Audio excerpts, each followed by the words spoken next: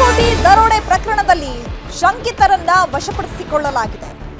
ಆಂಧ್ರದ ಚಿತ್ತೂರು ಬಳಿ ಇಬ್ಬರನ್ನ ವಶಕ್ಕೆ ಪಡೆದು ಪೊಲೀಸರು ಮಾಹಿತಿಯನ್ನ ಕಲೆ ಹಾಕ್ತಾ ಇದ್ದಾರೆ. ಇನೋವಾ ಕಾರ್ ಸಮೇತ ವಶಕ್ಕೆ ಪಡೆದಿರೋ ಮಾಹಿತಿ.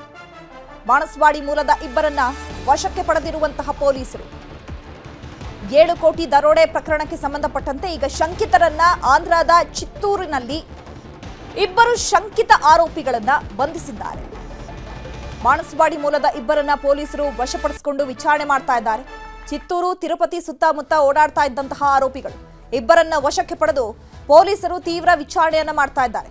ಇನ್ನುಳಿದ ಆರೋಪಿಗಳು ತಿರುಪತಿಗೆ ಎಸ್ಕೇಪ್ ಆಗಿರೋ ಬಗ್ಗೆ ಮಾಹಿತಿ ಸಿಕ್ಕಿದೆ.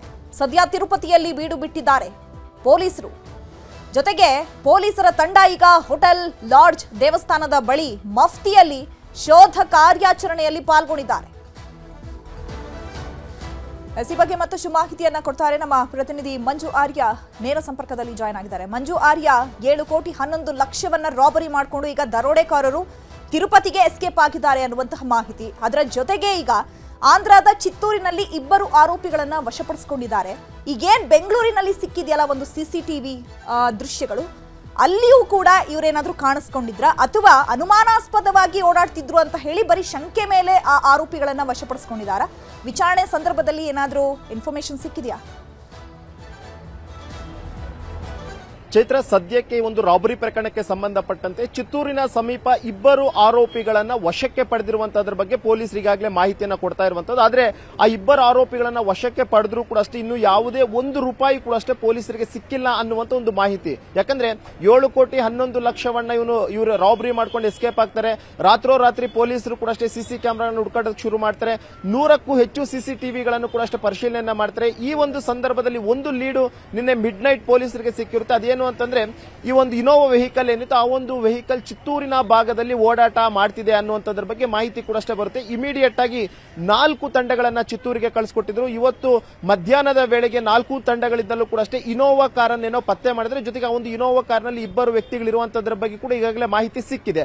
ಆದ್ರೆ ಆ ಇಬ್ಬರು ವ್ಯಕ್ತಿಗಳೇ ರಾಬರಿ ಮಾಡಿದ್ರು ಅನ್ನುವಂಥದ್ರ ಬಗ್ಗೆ ಇನ್ನೂ ಯಾವುದೇ ರೀತಿಯಂತ ಸ್ಪಷ್ಟವಾದಂತಹ ಮಾಹಿತಿ ಕೂಡ ಅಷ್ಟೇ ಸಿಕ್ಕಿಲ್ಲ. ಜೊತೆಗೆ ಆ ಒಂದು ಇನೋವಾ ವೆಹಿಕಲ್ ಅನ್ನ ಚೆಕ್ ಮಾಡುವಂತಹ ಸಂದರ್ಭದಲ್ಲಿ ಅಲ್ಲಿ ಯಾವುದೇ ಹಣ ಕೂಡ ಅಷ್ಟೇ ಪತ್ತೆಯಾಗಿಲ್ಲ ಅನ್ನುವಂಥದ್ದು ಈಗಾಗಲೇ ಮಾಹಿತಿ ಸಿಗ್ತಾ ಇರುವಂತದ್ದು. ಹಾಗಾದ್ರೆ ಡೈವರ್ಷನ್ ಆಗಿದೆಯಾ ಹಣ ಅನ್ನುವಂಥದ್ದು ಕೂಡ ಈಗಾಗಲೇ ಸಾಕಷ್ಟು ಅನುಮಾನಗಳು ಮೂಡ್ತಾ ಇರುವಂತದ್ದು. ಯಾಕಂದ್ರೆ 7 ಕೋಟಿ 11 ಲಕ್ಷ ಹಣವನ್ನ ಇನೋವಾ ಕಾರ್ಗೆ ಇವರು ಶಿಫ್ಟ್ ಮಾಡ್ಕೊಳ್ತಾರೆ. ಶಿಫ್ಟ್ ಮಾಡ್ಕೊಂಡಿದ್ದಾದಂತಹ ಬಳಿಕ ರಸ್ತೆ ಅಂದ್ರೆ ಮಾರ್ಗ ಮಧ್ಯದಲ್ಲಿ ಬೇರೆ 2 ವೆಹಿಕಲ್ಗಳೇನು ಬಂದಿತ್ತಲ್ಲ ಅವರಿಂದ, ಆ ಒಂದು ವೆಹಿಕಲ್ಗಳಿಗೆ ಹಣ ಶಿಫ್ಟ್ ಮಾಡಿರುವಂತಹ ಸಾಧ್ಯತೆಗಳಿದೆ.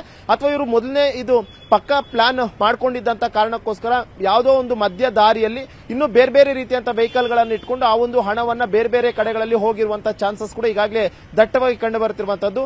ಇದೇ ಒಂದು ಕಾರಣಕ್ಕೋಸ್ಕರ ಪೊಲೀಸರು ಯಾವುದನ್ನು ಅಫಿಷಿಯಲ್ ಆಗಿ ಇನ್ನೂ ಕೂಡ ಅಷ್ಟು ಹೇಳ್ತಾ ಇಲ್ಲ. ಯಾಕಂದ್ರೆ ಹಣ ಸಿಗದ ಇರುವಂತಹ ಕಾರಣಕ್ಕೋಸ್ಕರ ಮತ್ತು ಇಬ್ಬರನ್ನು ಕೂಡ ಈಗಾಗಲೇ ವಶಕ್ಕೆ ಪಡೆದಿದ್ದು.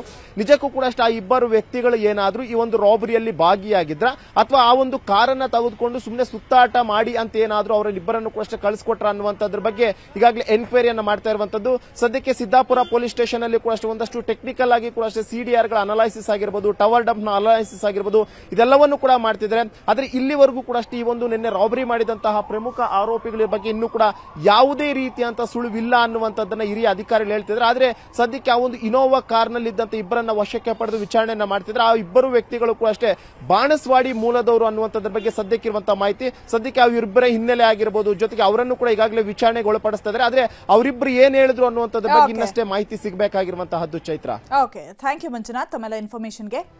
ದರೋಡೆ ಪ್ರಕರಣಕ್ಕೆ ಸಂಬಂಧಪಟ್ಟಂತೆ ಗೃಹ ಸಚಿವ ಡಾಕ್ಟರ್ ಜಿ ಪರಮೇಶ್ವರ್ ಪ್ರತಿಕ್ರಿಯೆ ನೀಡಿದ್ದಾರೆ. ಈಗಾಗಲೇ ಪೊಲೀಸರು ಮಾಹಿತಿಯನ್ನ ಕಲೆ ಹಾಕಿದ್ದಾರೆ.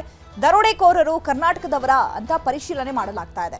ವಾಹನ ಬದಲಾಯಿಸಿದ್ದಾರೆ ಅಂತ ಹೇಳಿ ಮಾಹಿತಿ ಸಿಕ್ಕಿದೆ.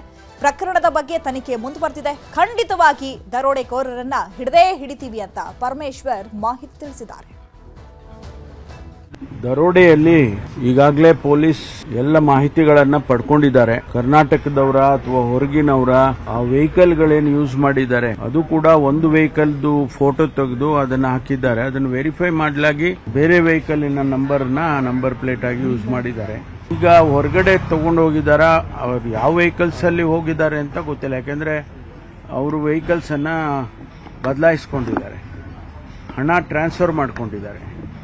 ಆ ವೆಹಿಕಲ್ ಯಾವುದು ಅಂತ ನಮಗಿನ್ನೂ ಕೂಡ ಒಂದಿಷ್ಟು ಮಾಹಿತಿಗಳಿದ್ದಾವೆ. ಆದರೆ ನಿಖರವಾಗಿ ಇನ್ನೂ ಕೂಡ ಸಿಗಲಿಲ್ಲ. ಎಂಟೈರ್ ಸಿಟಿಯ CCTV ಕ್ಯಾಮೆರಾಗಳನ್ನೆಲ್ಲವನ್ನು ಕೂಡ ಶೋಧನೆ ಮಾಡ್ತಾ ಇದ್ದಾರೆ. ಖಂಡಿತವಾಗಿ ಹಿಡಿಯೋದಂತೂ ಗ್ಯಾರಂಟಿ.